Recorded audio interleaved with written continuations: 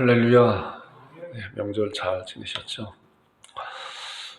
올해의 명절은 굉장히 많은 우리들이 이렇게 이동하는 그런 명절인 것 같았습니다. 잘 아는 그 지인 장로님께서 명절 전날 이제 고향에 내려가시는데 새벽에 갔음에도 불구하고 이제 충청도 정도밖에 못 왔다고 이렇게 왔어요. 앞으로 가려고 해도 한참 시간이 많이 걸릴 거라고. 평소에는 빠르면 3시간 내지 4시간 정도 갈 수 있는 그런 길인데 한 10시간도 더 걸리는 것 같다고. 그래서 좀 휴게소에 좀 이렇게 쉬었다 갔으면 좋겠습니다. 그런 얘기 때문에 휴게소에는 들어가지도 못한다는 거예요. 얼마나 사람들이 많은지. 그러나 이제 그런 데를 자주 경험해 봤기 때문에 집에서 모든 음식 그런 거를 다 준비해 갖고 이제 갔다고, 그래서 차에서 가면서 이렇게 식사를 하시고 이제 그런다고 합니다. 자, 그럼에도 불구하고 그들이 그렇게 차가 많이 밀림에도 불구하고 제 고향을 내려가려고 하는 그런 생각이 무엇인가, 그런 마음이 무엇인가. 또 한편으로는 그렇게 차가 밀려도 그런 차 밀리는 것을 그냥 마음적으로 받아들이고 즐기면서 간다 하는 그런 생각도 이렇게 해본다고 합니다. 고향은 뭐예요? 어렸을 적에 놀던 친구들이 있고 또한 산과 들과 강이 있잖아요. 고향은 어머니 품 같은 그런 곳이기 때문에 정말 1년에 최소한도 한 번 내지 2번 정도는 또 다른 특별한 있으면 가고 싶은 그런 것이 고향이다라고 생각이 되어져요. 그래서 그렇게 밀림에도 불구하고 그렇게 고향을 가는 수많은 사람들이 전국적으로 다 여기든 저기든 그렇게 가는 것 같습니다. 근데 이런 걸 생각을 해보면서 우리들의 참 고향은 어딘가? 하나님께서 하나님 마음 가운데 품었었던 그런 모든 사람들을 첫사람 아담으로 말미암아 이 세상에 흙으로 빚으시고 그 코에 생기를 불어넣더니 사람이 생명이 되었다. 우리의 진정한 고향은 하나님의 품에 있다. 하나님의 품을 잘 그리워하면서 어떠한 어려운 가운데 있다고 하여도 정말 차가 그렇게 많이 밀려도 보통 날보다 몇 배가 밀려도 그런 기쁜 마음으로, 희망찬 마음으로 그렇게 가게 되잖아요. 마찬가지로 우리도 우리의 삶 가운데 어떤 어려움이 있다고 해도 인내로서 우리 앞에 당한 경주를 하며, 히브리서 이제 12장에 나오는 말씀같이 우리에게 허다한 증인들이 구름같이 둘러쌌다. 그래서 우리에게 당한 그런 경주를 잘 해나가면서, 그리고 믿음의 주여 또 온전케 하신 예수님을 바라보면서 가는 거다라고 하는 생각을 하면서 여러분과 제가 그런 삶을 살아내는 여러분과 제가 되길 주님 여러분 축원드립니다. 오늘 말씀은 보면은 고린도서 15장 우리 함께 말씀을 봤잖아요. 내게도 보이셨느니라 말씀을 중심으로 함께 은혜를 나누고자 합니다. 말씀을 제가 보겠습니다. 내가 받은 것을 먼저 너희에게 전하였노니 이는 성경대로 그리스도께서 우리 죄를 위해 죽으시고 장사 지낸 바 되었다가 성경대로 사흘 만에 다시 살아나사 게바에게 보이시고 후에 12 제자에게 하고. 이 말씀을 보니까 성경대로 그랬잖아요. 우리를 죄를 위해 죽으시고 살아나셨다. 누가요? 그리스도께서. 그리고 살아나셔서 게바에게 보이시고 12 제자에게와 그 외 500여 형제와 일시에 보이셨습니다. 그 중에 지금까지 대다수는 살아있고 어떤 사람은 잠들었으며 그 외 야고보에게 보이셨으며 그 외 모든 사역에 수많은 사람에게 이렇게 보였었어요. 그러나 전체적으로 보여주지 않았잖아요. 예수님을 따라다니는 그런 제자들에게 다 보인 것을 보겠습니다. 그 다음에 8절에 보니까 사도 바울의 고린도서 15장에 나오는 그런 말씀이잖아요. 맨 나중에 만삭되지 못해 난 자 같은 내게도 보이셨느니라. 내게도 보이셨느니라. 오늘 설교 제목이 내게도 보이셨느니라. 어떻게 사도 바울에게 예수님께서 보이셨나. 고린도전서 15장에 대한 그런 말씀을 이제 부활장이라고 그러잖아요. 그래서 그 부활장을 함께 은혜를 나누고자 이제 준비를 하면서 예수님께서 부활의 첫 열매가 되셨다 그랬잖아요. 준비를 하면서 보니까 한 주의 말씀을 나눌 수 있는 그런 주제가 아니에요. 그래서 제가 말씀을 나름대로 이제 정리를 해봤습니다. 이제 나올 겁니다. 보세요. 자, 십자가의 죽음을 통하여 성취된 은혜가 무엇인가? 이걸 계속 매주일 보고 있잖아요. 예수님의 십자가 죽음을 통해서 성취된 그런 은혜가 무엇인가? 그래서 요한복음 19장 30절을 보니까 예수께서 심포도를 받으신 후에 이르시되 다 이루었다. 다. 어떠한 것인가 다 이루었다. 예수님의 십자가에 돌아가십니다. 그 다가 어떠한 것인가? 어떠한 종류인가? 그랬잖아요. 머리를 숙여 영원히 떠나가시니라. 그 다에 대해서 이 목사가 나름대로 8가지로 정리했다 그랬잖아요. 그래서 지금 이제 몇 번째 왔어요. 우리 죄를 위해서 달리셨다. 율법의 저주를 받으셨다. 마귀를 멸하셨다. 그 다음에 4번째 오늘 부활의 첫 열매가 되셨다 그랬어요. 두 번째 율법의 저주를 받으셨다고 하는 것은 이제 12주, 12주에 걸쳐서 말씀을 나눴잖아요. 율법에 대한 것을 정확히 잘 다져지고 알아야만이 우리가 삶 가운데서 하나님께 주신 그러한 하나님의 자녀로서 은혜의 삶을 어떻게 살아가는 것인가를 알 수가 있는 거예요. 지난주에는 이제 마귀를 멸하셨다. 오늘은 부활의 첫 열매가 되셨다. 그래서 부활의 첫 열매가 되셨다를 제가 3가지로 이렇게 나눠봤는데 부활의 첫 열매가 첫째는 사도 바울의 소명과 사명. 예수님께서 사도 바울을 부르신가 보내심. 소명은 부르심이잖아요. 사도 바울을 부르시고 그리고 사도 바울을 보내셨다. 그것이 어떤 것인가? 오늘 그 말씀을 함께 은혜를 나눌 거예요. 자, 그 다음에 이제 2번째가 3번째는 사도 바울의 고린도전서 15장을 통해서 증명한 부활의 확실성. 고린도전서 15장은 부활장인데 얼마나 자세하게 명확하게 말씀을 잘하고 있는지 몰라요. 고린도전서 15장 1절부터 58절에 나오는 말씀인데 우리가 이번 한 주간 동안 한번 말씀을 잘 읽어보고 다음 주에는 고린도전서 15장 1절부터 말씀을 함께 나눌 거예요. 그래서 이 3가지 주제를 가지고 최소한도 3번 내지는 5번 함께 은혜를 나눠야 되겠다라고 생각을 하고 이 목사도 기도하면서 말씀을 준비하고 전에 그 얘기를 많이 했잖아요. 우리가 이제 마가복음에 이제 예수 그리스도의 복음의 증거라, 복음의 시작이라라고 하는 그런 말씀을 통해서 이제 최정상에 올라왔다 그랬잖아요. 올라와서 동서남북을 잘 마음껏 말씀을 누리면서 이제 내려가자. 지금 말씀을 이제 마음껏 누리면서 함께 은혜를 나누고 있는 그런 가운데 있는 거예요. 여러분 말씀을 잘 보시고 그 말씀이 어떠한 말씀인가? 나에게 주는 말씀이 어떠한 말씀인가? 특별히 이번 주부터 나오는 그 말씀은 부활에 대한 말씀이에요. 부활. 우리는 잘 알잖아요. 부활은 죽었다가 살아나는 것인데 그 죽었다가 살아남의 그런 관계가 나와 어떠한 관계가 있는 것인가에 대한 것을 이제 몇 주간을 통해서 함께 은혜를 나눌 것이에요. 나와 관계가 없다고 하면은 그것이 하나의 다른 사람의 그런 것이기 때문에 아무리 커다랗고 요란하고 귀한 것이라고 하여도 나와 전혀 관계가 별로 관심이 없어요. 지금 이제 아시안 게임을 하고 있는데 우리나라가 이제 금메달을 도전하게 되면 다 관심 있고 텔레비에서 방송하잖아요. 그러나 보니까 중국은 한 100개도 더 땄더라고요. 중국이 저 금메달 따는 그런 모습 우리 얼마나 보겠어요? 얼마나 못 보잖아요. 우리나라하고 결승전을 하게 되면 결과적으로 중국이 금메달 따든 우리나라 금메달을 그렇게 보게 되지만은 그거예요. 관심이 그렇게 다른 거예요. 그래서 나와 관심이 무엇인가? 이런 거에 대해서 우리가 초점을 맞춰서 말씀을 볼 때도 이 말씀을 통해서 하나님께서 나에게 주신 그런 은혜에 대한 말씀이 무엇인가에 대한 관점을 가지고 말씀을 볼 때 하나님 그 말씀을 통해서 우리들에게 놀라운 은혜를 끼치게 됩니다. 은혜를 주시는 여러분과 제가 되기를 주님으로 축원드립니다. 자, 사도 바울의 메시아 신앙이 무엇인가? 자, 사도 바울은 가말리엘 문화에서 그러니까 우리나라로 따지게 되면 서울대학교 최고의 학부에서 최고의 수재라고 그랬잖아요. 사도 바울이 전에 한번 말씀 나눴잖아요. 그리고 최고의 수재일 뿐만이 아니라 얼마나 열심히 있고 특심 있는지, 그리고 그 행동과 말이 일치하는 그런 자예요. 사도 바울이 스스로 나는 율법에 의의가 없는 자라, 흠이 없는 자라 이렇게 고백한 것을 보게 되는데 그럼에도 불구하고 다른 말씀을 통해서 그 정황을 보게 되면 사도 바울은 늘 고민 가운데 있는 거예요.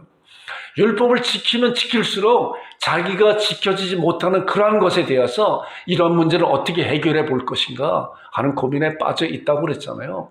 니고데모도 그랬다고 그랬잖아요. 니고데모도. 이런 말씀에서 지금은 장황하게 말씀드리지 않지만은 전에 있는 그런 설교를 보게 되면 알게 됩니다. 사도 바울도 그런 생각 가운데 있었어요. 그러니까 사도 바울이 얼마나 뛰어난 사람이었었어요. 그러니까 구약 성경을 가말리엘 문화에서 정말 존경받는 가말리엘 선생 그 문화에서 말씀을 배우고 구약에 나오는 그런 말씀을 정말 잘 어느 누구보다도 밤낮 가리지 않고 특심을 가지고 말씀을 가졌잖아요. 말씀을 보고 말씀을 알고 또 다른 이들에게 말씀을 또 가르치는 그런 자이 있었잖아요. 그런데 이제 구약에서 정말로 실제적으로 아주 중요하게 말씀하고자 하는 그런 말씀이 무엇이냐? 메시아에 대해요.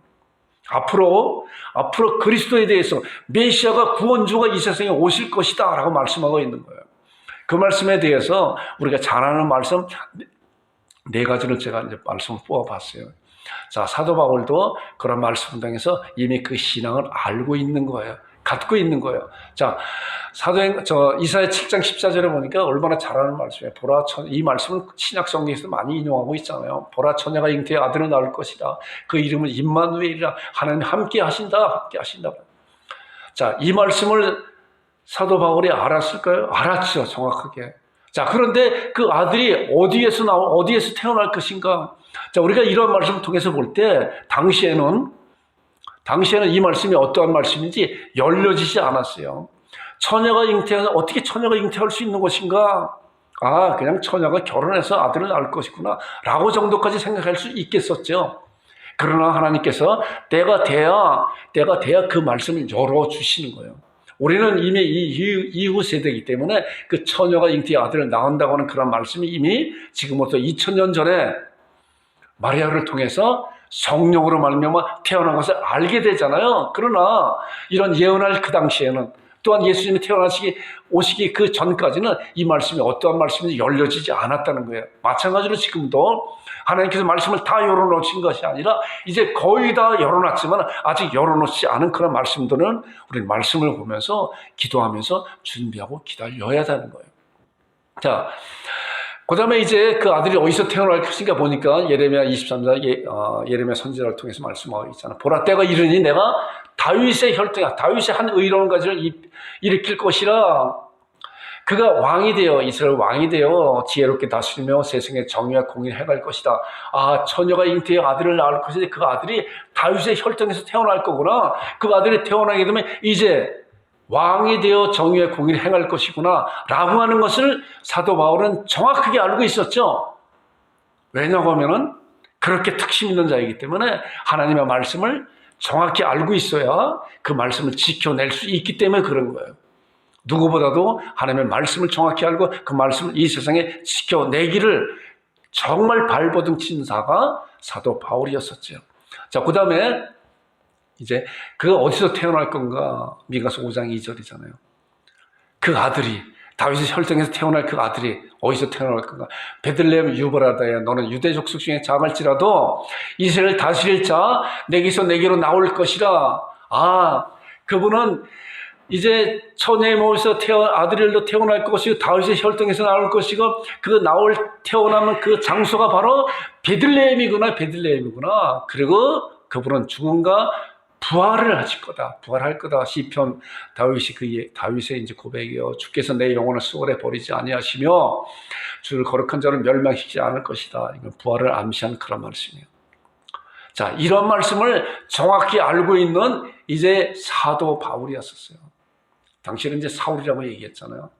자, 그랬기 때문에 이런 것을 통해서 이제 왜 이런 것을 알고 있으면서 사도 바울이 그 당시에 정말 그 메시아가 기다렸던 처녀의 몸에서 태어날 그 메시아가 오셨음에도 불구하고 사도 바울의 눈에는 그를 메시아로 믿지 못했을까? 이 목사가 이런 생각을 하면서 하나의 단서를 찾아봤어요. 요한복음에 나오는 말씀이에요. 요한복음에 예수님께서 세례를 받으시고 이제 공생을 시작하면서 이제 제자들을 불렀잖아요. 베드로를 부르고 안드레를 부르고 야고보를 불리고 그리고 빌립을 불렀어요. 빌립아, 나를 따라오너라. 나를 따라오너라. 내가 너희를 사람을 낙노하고 될 것이다. 라고 하는 그런 말씀 가운데 이제 베드로를 불렀어요. 빌립을 불렀어요. 자, 요한복음 1장 45절 46절 나오는 말씀이 그 말씀이에요.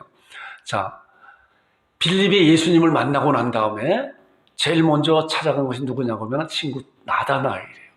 자, 보세요. 빌립이 나다나엘을 찾아서 이뤘어요. 자, 나다나엘아, 모세가 율법에 기록하였고 여러 선지자가 기록한 그 일을 우리가 만났으니 요셉의 아들 나사렛 예수라 그랬어요. 자, 빌립이 예수님을 만나고 난 다음에 얼마나 기뻤는지. 빌립도 하나님의 말씀을 잘 알고 있었잖아요. 당시에 이제 많은 사람들이, 특별히 또 나다나엘도 하나님의 말씀, 당시는 신약이 없었기 때문에 이제 구약적인 그런 말씀을 알고 모세가 율법에 기록하였고 여러 선지자가 기록한 그 모세와 또한 선지자와 시편을 통해서 기록한 그분을 우리가 만났다. 근데 그분이 누구라고요? 여기 보니까 같이 읽어보세요. 시작. 요셉의 아들 나사렛 예수니라 그랬어요. 빌립은 예수님을 만나고 난 다음에 요셉의 아들 나사렛 예수가 바로 그 메시아다, 그 메시아다. 모세와 여러 선지자가 기록한 그분이다, 그분이다 라고 빌립이 예수님을 만나고 난 다음에 이렇게 신하고 있는 것을 나다나엘에게 가르쳐 줬어요. 자, 그런데 이상하잖아요. 아까 우리가 이사야 7장 14절과 또한 미가서 5장 2절 통해서 말씀을 보니까 어땠어요?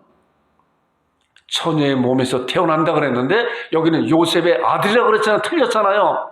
베들레헴에서 태어난다 그랬는데 나사렛 예수라 틀렸잖아요.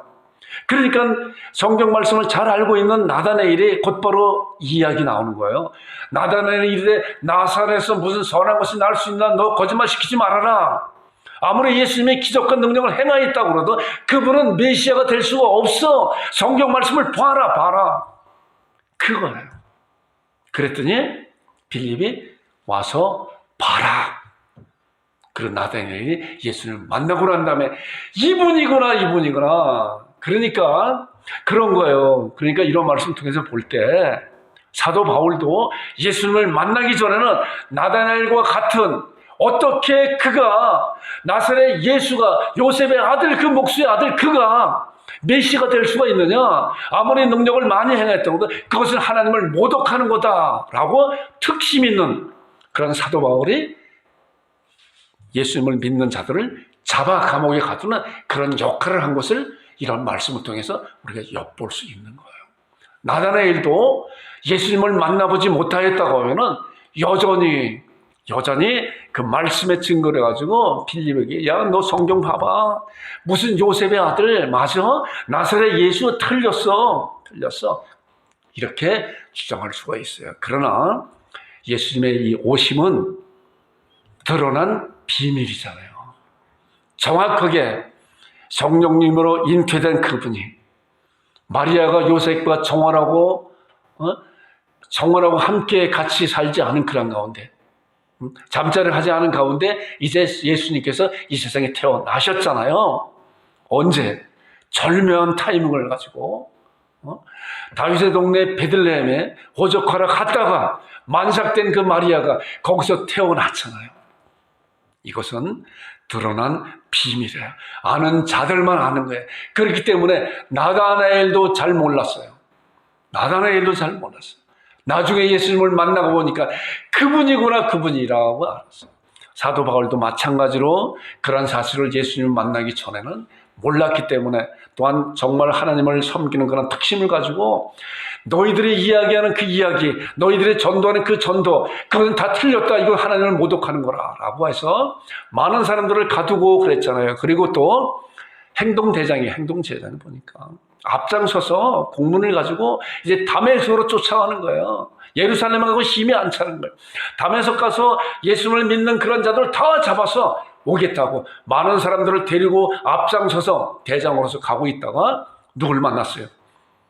부활하신 예수님을 만났잖아요. 거기서 사울아 세울아 내가 어찌해 나를 핍박하느냐. 나는 내가 핍박하는 예수라라고 하는 그런 것을 듣고 그곳에 꼬꾸라져 눈이 멀어버렸어요.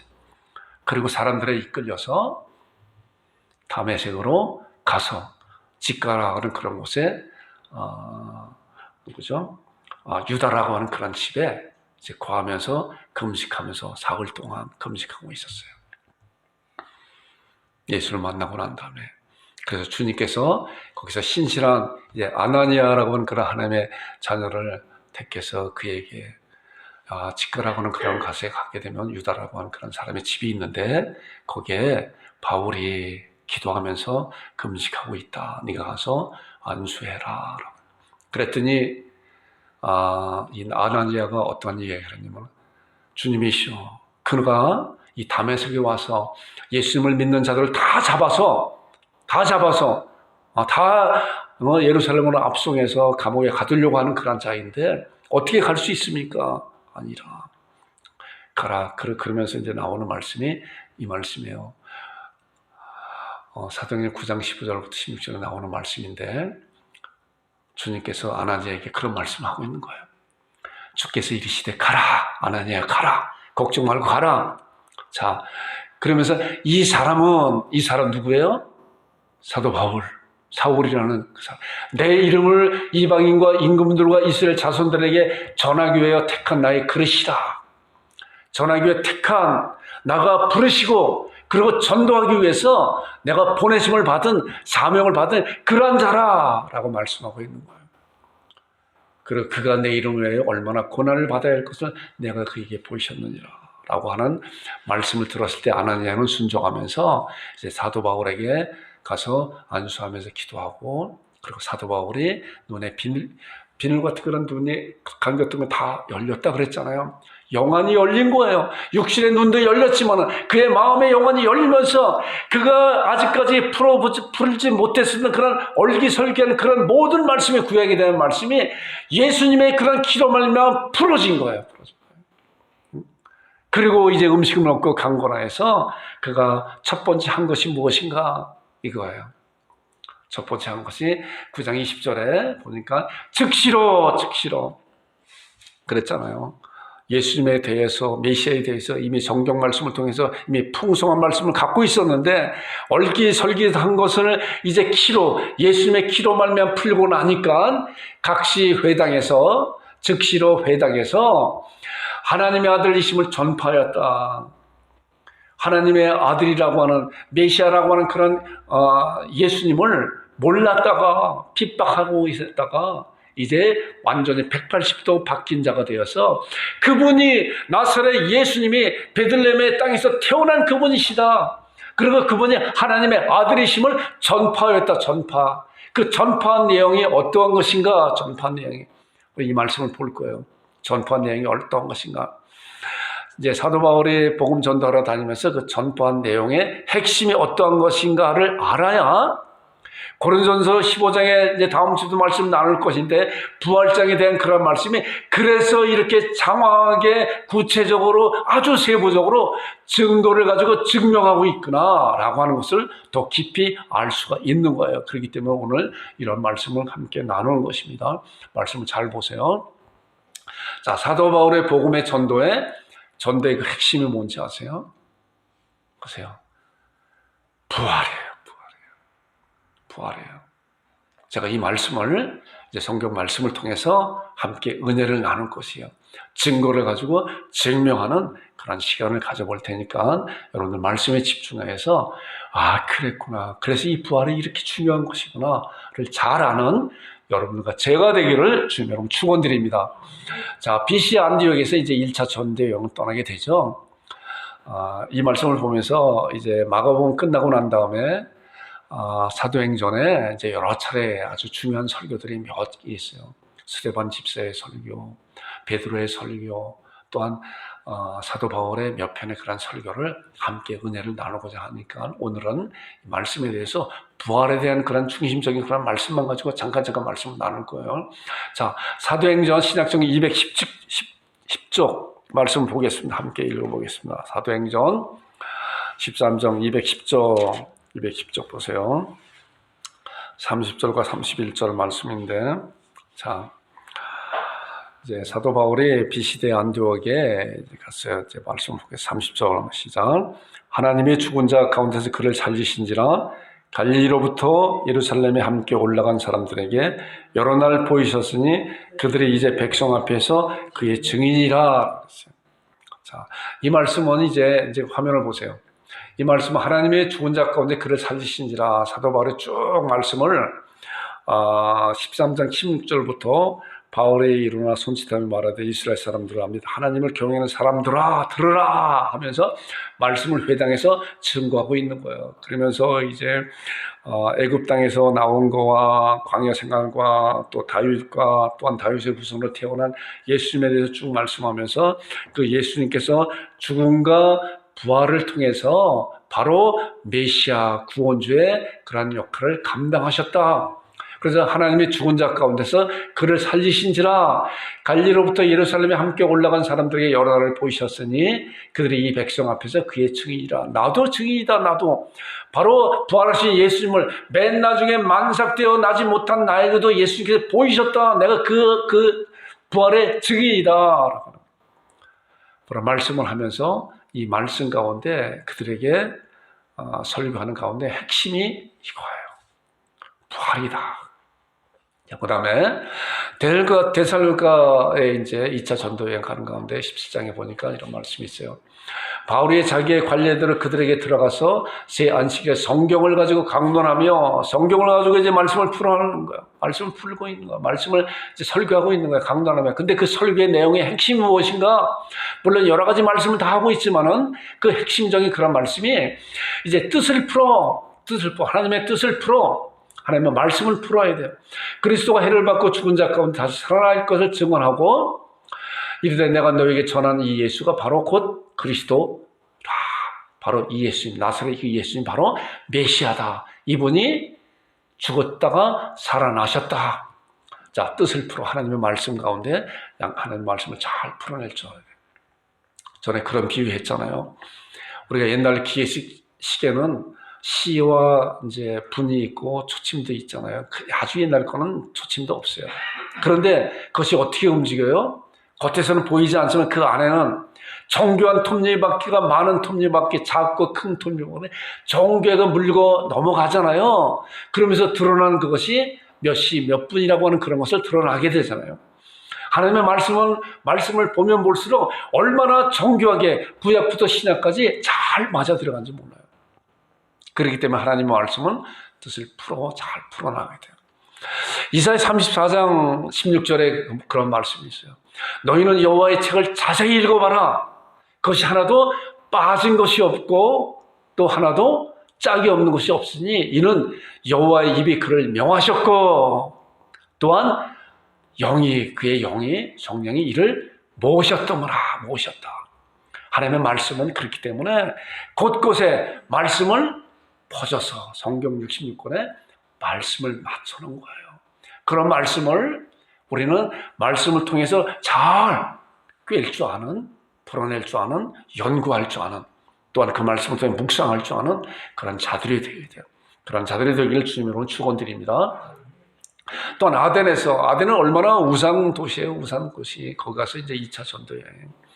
자세한 내용은 다음 이제 기회에 이제 말씀 나눌 건데 10절 31절에 보니까 이런 말씀. 이는 정하신 사람으로 하여금 천하를 공의로 심판하신 나를 작정하시고 그 다음에 나오는 말씀이 이에 그를 죽은 자 가운데 다시 살리신 것으로 모든 사람에게 믿을 만한 증거를 주셨다. 자, 복음 전도하는 곳마다 부활을 증거해서 부활을 증거하기 위해서 이제 장황 그런 말씀을 증거하고 증거를 가지고 증명한 거예요. 자, 부활은 뭐라고 그랬어요?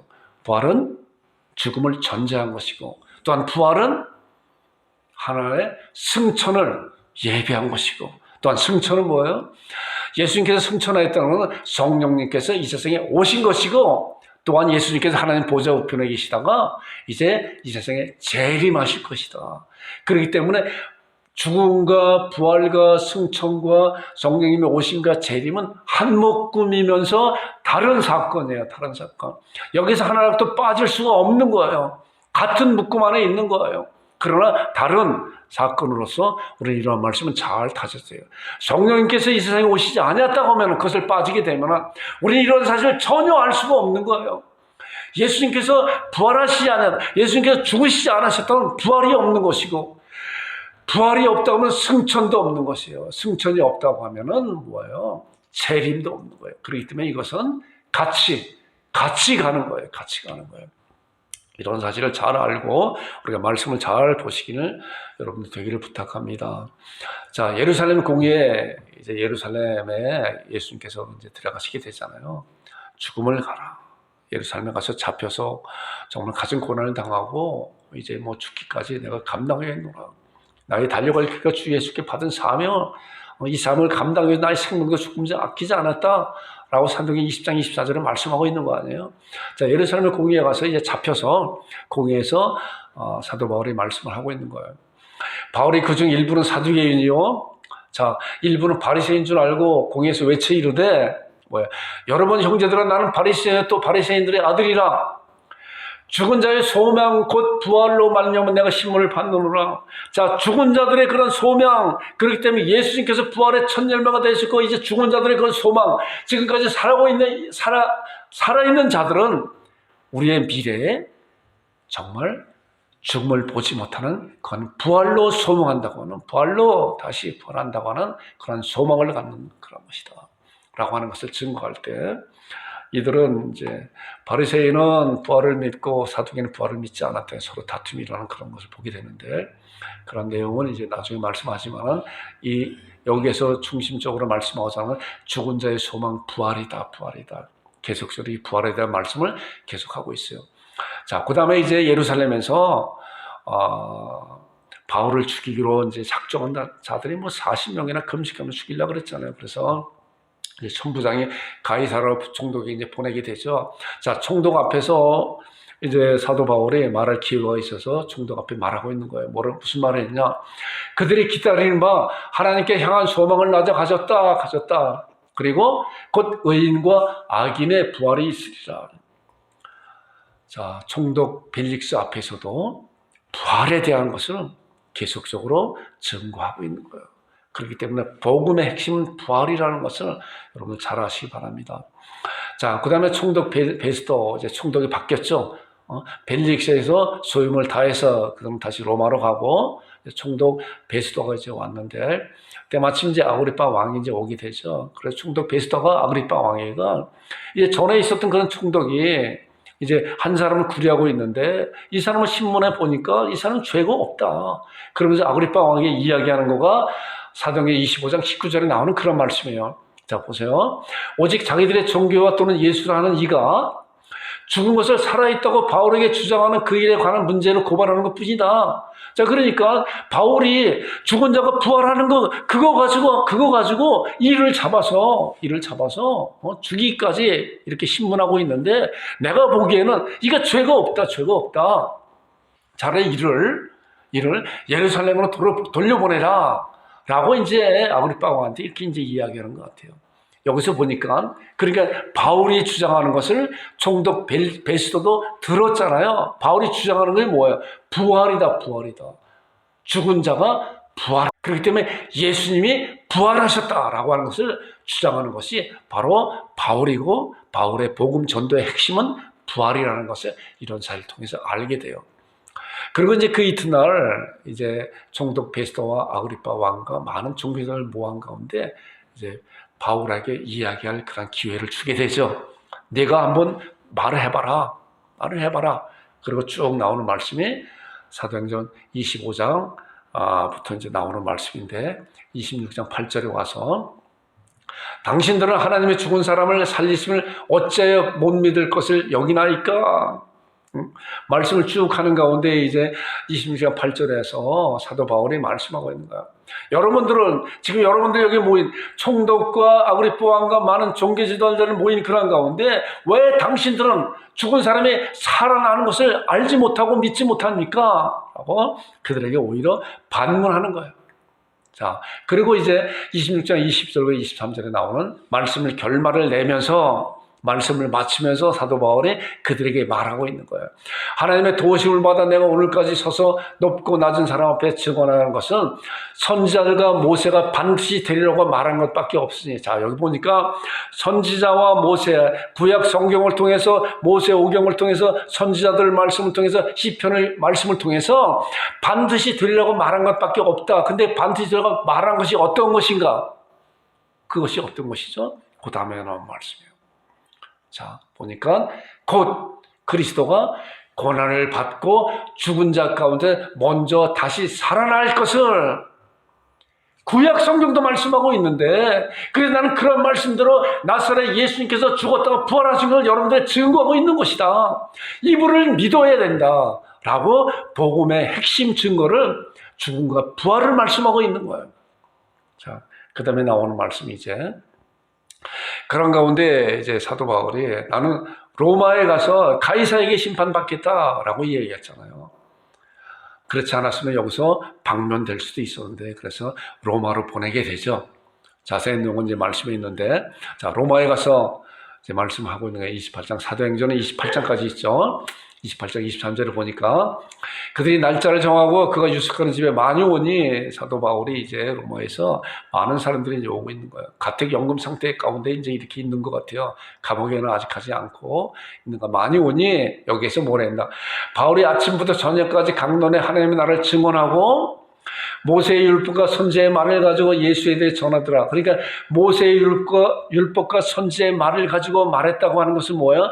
그리스도가 죽음과 부활을 통해서 우리의 메시아가 되었다라고 하는 그런 말씀을 예수에 대해서 전하였더라라고 하는 그런 말씀 가운데 포함되어 있는 것이잖아요. 우리가 조금 전에 말씀 본 것 같이 모세와 선지자의 그런 말씀을 곧 그리스도가 죽음과 부활을 통한다 라고 하는 그런 말씀 보게 되죠. 자, 그리고 이제 사도행전 28장 31절이 사도행전 마지막 절이에요. 그 말씀을 같이 보겠습니다. 239초 사도행전 마지막 절, 사도행전 벌써 마지막 절까지 1절부터 마지막 절까지 왔어요. 자, 함께 우리 합독하겠습니다. 31절에 239쪽 시작. 하나님의 나라를 전파하며 주 예수 그리스도에 관한 모든 것을 담대하게 거침없이 가르치더라. 이제 화면 보겠습니다.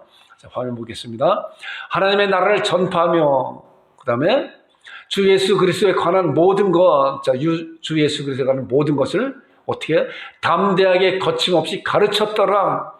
그러니까 주 예수 그리스도에 대한 모든 것의 그 핵심은 뭐예요? 부활이에요, 부활. 자, 부활의 핵심은 뭐예요? 부활의 전제 조건은 죽음이 있어야 부활이 있잖아요. 부활이 있어야 승천이 있고, 승천이 있어야 성령님이 이 세상에 오시고, 그리고 예수님께서 이 세상에 다시 재림하실 것을 성령님으로 말미암아 그분이 우리의 구원 주시고 앞으로 오실 그런 메시아다. 재림주로 심판주로 오실 것이다. 라고 말씀하고 있는 그런 것이 하나님 나라를 전파하며 주 예수 그리스도에 관한 모든 것을 담대하게 거침없이 가르치셨더라. 자, 이제 결론적으로 고린도서 이제 15장 17절부터 19절 나오는 그런 말씀인데, 긴 말씀인데 제가 짧게 핵심적인 말씀을 요약했어요. 한번 보세요. 자, 보니까 부활이 어떤 것인가, 부활이 얼마나 중요한 것인가. 자, 보세요. 그리스도께서 다시 살아나신 부활이 없다고 하면은 그거예요. 예수님께서 다시 부활이 없다고 하면은 어떤 일이 벌어질 것인가에 대한 반문을 하는 거예요, 지금. 반문하는 거예요. 자, 너희의 믿음도 헛되고, 그 다음에 너희가 여전히 죄 가운데 있을 것이며, 부활이 없다고 하면은 그런 거야. 믿음도 헛되고 여전히 죄 가운데 있을 것이며, 잠자는 자도 망하였으리라. 왜 잠자는 자도 망하였어요? 잠자는 자는 죽음 가운데 무덤 안에서 잠자고 있다고 하는 그런 것을 표현하는 거잖아요. 왜 그렇죠? 부활이 없으면은 그들이 부활의 소망을 가지고 그 육신은 죽고 그 몸은 하나님의 품 안에 있는 그런 가운데 부활의 그런 것을 소망을 기다리며 있는데, 부활이 없다고 하면 잠자는 자도 망하였으리라. 여전히 죄 가운데 있고, 그리고 모든 사람 가운데 우리가 더욱 불쌍한 자라. 이 세상에서 할 수 있는 그런 것 하나도 하지 못하는 가운데 절제하면서 그러한 주님이 오시면 그날을 기다리면서 그리고 이제 그 믿음에 따라서 그 생명이 떠나가고, 그래서 그런 부활이 없다고 하면은 모든 사람 가운데 너무나도 불쌍한 그런 자라. 그러나 부활은 반드시 있는 것이다 라고 말씀하기 위한 반문적인 말씀이잖아요. 그리고 고린도서 15장 58절에 우리 한번 말씀 보겠습니다. 자, 고린도서 15장 285쪽. 자, 오늘 성경 세 군데 찾아봤죠? 성경도 여러분들 갖고 있는 그런 성경을 잘 좀 이렇게 찾아보는 것도 좋은 것 같아요. 자, 고린도전서 부활장을 마무리하면서, 그러므로 이제 58절 같이 읽어보겠습니다. 시작. 그러므로 내 사랑하는 형제들아, 견실하며 흔들리지 말며 항상 주의 일에 더욱 힘쓰는 자들이 되라. 이는 너희 수고가 주 안에서 헛되지 않을 줄을 알미니라. 자, 화면 보겠습니다. 정말. 그러므로 쭉 1절부터 쭉 나오는 말씀에 대해 결론적으로, 그러므로 부활은 반드시 있는 것이다. 반드시 있는 것이다. 이제 그거에 대해서 증명을 가지고 증거하는 그런 말씀에 대해서 이제 다음 주 말씀 나눌 것인데, 부활은 반드시 있는 것이다. 그러면 내 사랑하는 형제들아, 견고하며 흔들리지 말며 견실하며, 전에 성경 자꾸만 제가 그 버릇이 돼서 견고하며 흔들리지 말며 항상 주의 일에 더욱 힘쓰는 자들이 되라. 여러분들 인내 가운데 경주한다 그랬잖아요. 그러면서 항상 주님의 일을 힘쓰는 자를 되라. 그리고 그 믿음이 견고하고 견실하고 흔들리지 말아라. 사도 바울이 고린도 성도들에게 말씀하는데, 사도 바울이 이 강단을 통해 우리 양국 참빛교회 성도들에게 말씀하고 있는 거예요. 하나님께서 사도 바울을 통해서 내 사랑하는 형제들아, 내 사랑하는 내 자녀들아, 견실하며 흔들리지 말며 항상 주의 일에 더욱 힘쓰는 자들이 되라. 왜냐하면 이는 너희 수고가 주 안에서 헛되지 않을 줄을 내가 알미라.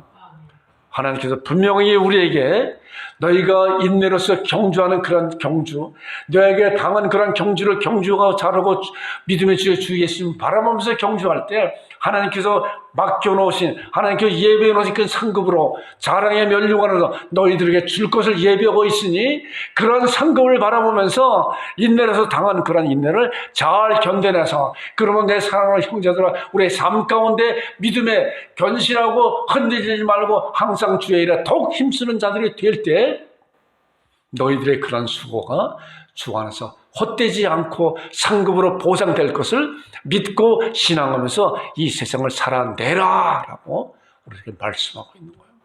그렇기 때문에 사도 바울의 이 부활의 신앙이 얼마나 중요한 것인가.